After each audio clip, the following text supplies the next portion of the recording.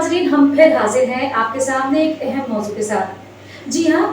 Dubai में एक नया कानून बन गया है कि अगर आप सड़क किनारे अब नमाज अदा करेंगे या किसी और काम के लिए रुकेंगे तो आपको जुर्माना लगेगा।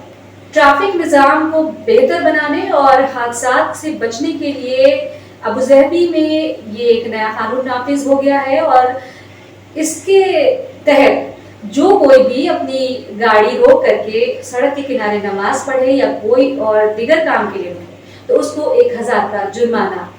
देना पड़ेगा, उस पर आयद हो जाएगा। ट्रैफिक पुलिस अबू ज़हबी ने इस तरह का कानून बनाने के पीछे कहा है कि कानून में तरमीम करके